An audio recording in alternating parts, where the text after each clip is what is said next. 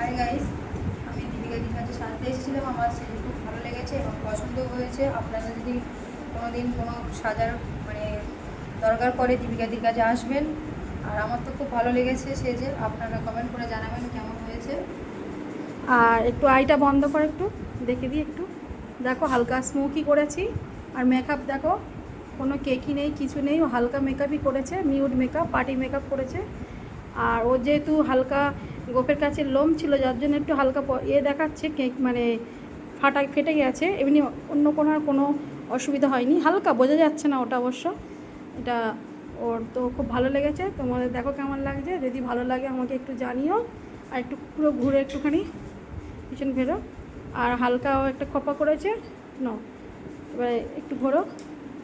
আর ওকে mermaid করে sari পরিয়েছি, mermaid sari পরেছে। যদি তোমাদের ভালো লাগে আমার কাজ, সামনে তো যেহেতু অকেশান পড়ে যাচ্ছে, তোমরা আমাকে যোগাযোগ করতে পারো 96093343 এই নাম্বারে। আমার উপরে নাম্বার দেওয়া আছে। আর যেখানে বলবে আমি সেখানে গিয়ে সাজিয়ে দিয়ে আসবো। আমার সঙ্গে কন্ট্যাক্ট করতে পারো, এমনকি আমি কাজ শেখাইও।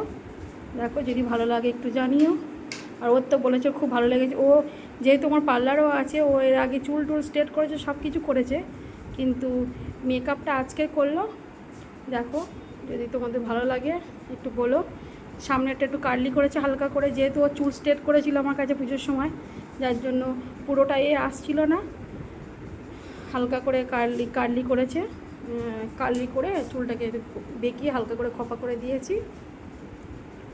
যদি তোমাদের ভালো লাগে তোমাদের অকেশানে আমাকে ডাকতে পারো, আমি গিয়ে সাজিয়ে দিয়ে আসবো, বা এখানে এসে সাজতেও পারো, কোনো অসুবিধা নেই।